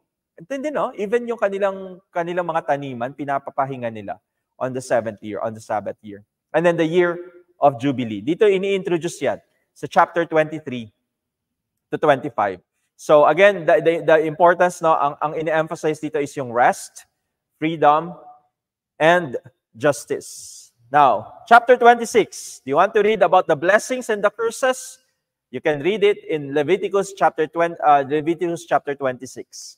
Blessings and curses. So it outlines the blessings that will come. If you obey, there are blessings. Now, if you obey the law of God, God's laws, you will be blessed. But curse will follow if you disobey. So blessings and curses, chapter 26, and then chapter 27 is about vows and dedications. So provides guidelines for vows and offerings that are dedicated to the Lord. So those are the two major division of Leviticus. The first part is ritual and sacrificial laws, and the second part is the holiness code. So these sacrifices highlight the need for dito na tayo sa sacrificial system muna pala. Now let's go to the sacrificial system. Ang bilis ng oras, no? 1.5 oras na tayo. 1.5 oras na ako nagsasalita dito. Nandito pa lang tayo sa sacrificial system in detail. Gusto natin na maunawaan lalo ito, no? Ano ba tong sacrificial system na ito? I-detalya natin, no? Detalyado natin pag-usapan din natin ito, no? Ano yung mga different types of sacrifices na makikita natin sa Leviticus? We have the burnt offerings, no? Number 1 is burnt offerings, no? The burnt offerings, susunog sila, no? Ng pinaka-finest na depende dun sa hayop na naka-stipulate. So kailangan yung pinaka-finest. Tapos yung dugo nun, padadaluyin at yun yung susunugin. Tapos yung aroma nun, yung usok nun ay aakyat, no? Yung aakyat yun, as the animal is being consumed by fire, yung aroma umaakyat at naaamoy ito ng Panginoon, and it is pleasing. Sabi nga, lagi yung mababasa yan, it is pleasing to God. It symbolizes what? Burnt offering symbolizes total devotion to God. The entire animal is consumed by fire. Yung pag-consume ng apoy doon sa hayop, no? Ang simbolo no, is your total devotion. Yung fire na yon is your total devotion to God. So isa lang yun sa mga uri ng sakripisyo or alay. Meron din tayong tinatawag na grain offering. The grain offering is a gift to God from the fruit of the land. Symbolizing what? It symbolizes your gratitude. Ayan. So, burnt offerings, it symbolizes yung fire, yung pag-apoy ng buong animal, it symbolizes devotion. No? Devotion to God. Ibig sabihin, nag-aapoy ang ating mga puso, nag-aapoy tayo sa Panginoon. Yung entire animal is just the symbol. No? Yung pagsunog sa animal na yon is just a symbol. No?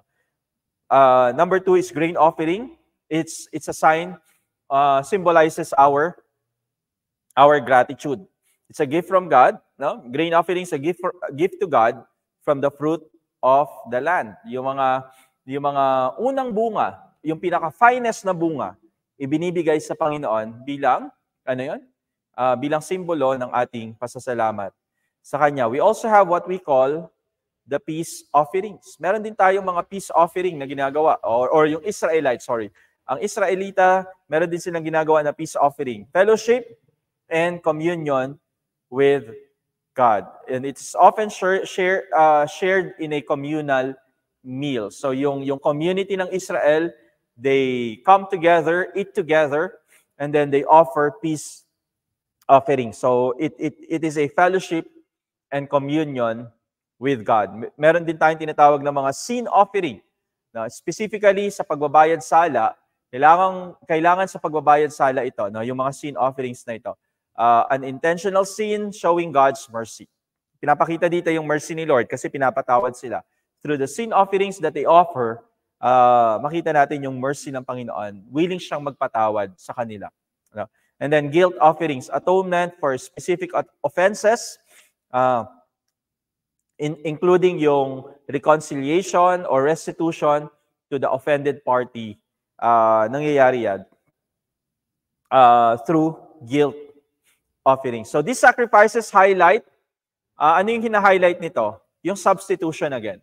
Yung on our behalf, meron tayong offering na inaalay. Nakukuha nyo, nagigets nyo. On my behalf, itong offering na ito ay binibigay ko as a substitution. No? Upang magbayad sala, no? Yung life ng animal stands in place of the sinner. No? Especially in guilt and sin offering. Diba? The life of the animal stands in substitution of the sinner.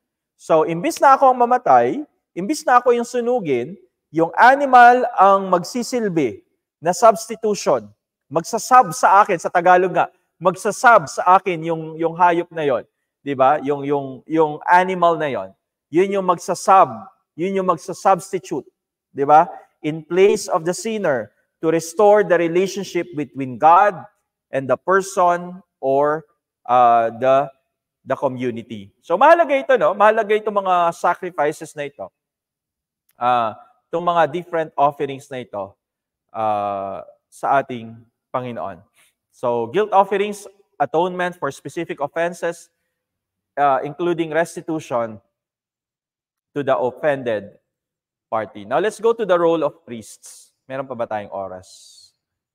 Yeah, may konting oras pa tayo, mga kapatid. I-maximize ko na tong time natin together, no? Kasi once a week lang ako nagtuturo sa inyo. So, banggitin ko na din yung hanggang Day of Atonement lang tayo. There are two more points na gusto ko lang ibigay pa sa inyo, and then we will continue this on our next broadcast or next lesson. So, the role of priest muna tayo. So, ano yung ginagampanan ng mga saserdote, ng mga priests? They serve as what? They serve as mediators between God and Israel. So priests serve as mediators between God and Israel. They ensure that the correct procedures are followed in worship. Kaya kailangan talaga sila mismo natutunan nila ng maigi. Kaya yung instruction ng Panginoon mahalaga na dapat pakinggan nila at natutunan nila ito by heart because they will ensure that the correct procedures are followed in worship and maintaining the holiness in the sanctuary. So mahalaga talaga sa mga saserdote o yung mga pari, yung mga priests during that time, maunawaan nila at saka maintindihan nila mabuti yung mga instruction na naka-stipulate doon sa Leviticus. Doon sa gagampanan nilang, yung ano yung naka-stipulate doon sa gagampanan nilang mga roles. No? So, they serve as mediators between God and Israel. They ensure that the correct procedures are followed in worship and maintaining the holiness of the sanctuary. So, sino yung mga unang tinawag dito? Aaron and his sons. Now, they are consecrated as first priests, as seen in Leviticus, as read in Leviticus 8-10. So, they are consecrated as the first priests. It emphasizes the importance of strict obedience to God's command. Kailangan, stricto ang Panginoon stricto ang Diyos. Kailangan sundin mo in details itong mga instructions na ito. Kung hindi mo sinunod, as seen in the deaths of Nadab and Abihu, no, they offered a strange fire, kaya sila talagang pinuksa ng Panginoon. Pinatay sila na pinunish sila ng Panginoon by death because they did not follow strictly. They did not strictly follow the commands of God as priests. Now, priests also handle the cases of ritual impurity. And they make decisions about what is unclean, what is clean, based on the laws found in Leviticus. So, sila din yung nagde-decide. Ito ba'y malinis? Ito ba'y marumi? Base doon sa kanilang interpretation ng batas sa Leviticus. Mga pari po, mga high priest, high priest is New Testament times na yun. No? Pero yung mga priest, yung mga sacerdote, yung mga Levites na tinatawag natin, yan ang kanilang ginagawa. Now, finally, dito muna siguro tayo, hanggang dito lang tayo, no, sa tinatawag nating, ano yung last part na pag-uusapan natin today? Day of Atonement. We call it the Yom Kippur. Nabanggit ko na ng konti sa inyo. So, Leviticus 16, take note of this, screenshot this. So, what is the one of the most significant chapters in the book? Or if not, this is the most significant. And it is found at the center of the book. Ang galing, no? Very amazing ito. At the center of the book is the most important, no? Part of Israel life. No? It is one of the most significant part of Israel life, and it is one of the most significant chapters in the book. It describes the Day of Atonement. This is what?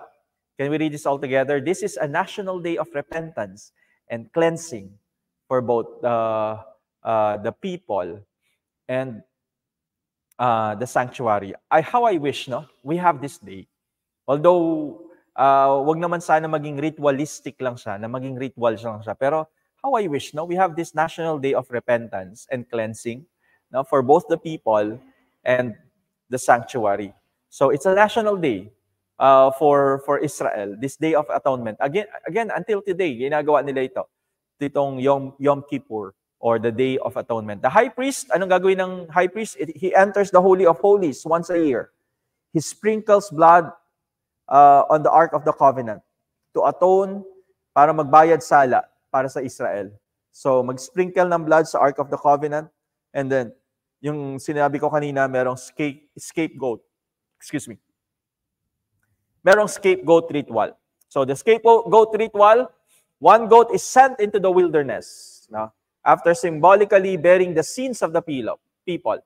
So symbolically, ilalagay lahat ng kasalanan ng mga tao doon sa kambing na yon, no? And then papakawalan siya sa wilderness, no? Ito ay central, no, ito yung isa sa mga central na ritual during the Day of Atonement, and we call that yung scapegoat. Siguro hanggang doon muna tayo, no? Itutuloy natin to next week. Nasa Day of Atonement na tayo. Lalo pa natin tong titingnan, mas malalim, itong aklat na ito ng Leviticus. But for now, hanggang doon muna tayo ngayon. Sa introduction natin to Leviticus, I hope and I pray that you have learned something from today, especially dun sa part na bakit kailangan nating pag-aralan. No, ano yung kahalagahan ng Leviticus? Bakit kailangan pag-aralan ito ng bawat isa sa atin? So, next video, itutuloy lang natin itong pag-aaral natin, yung introduction natin sa Leviticus. Again, thank you. No? Maraming salamat po sa bawat isa sa atin.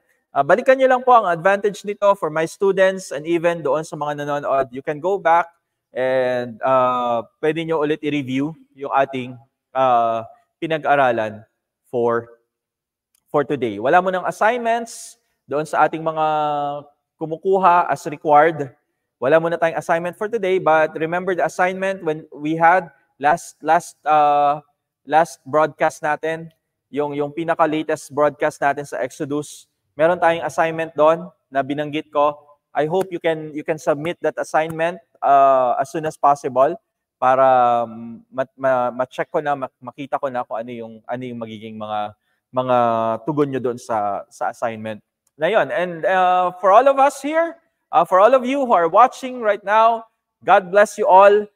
Let's continue this on our next broadcast, on our next video.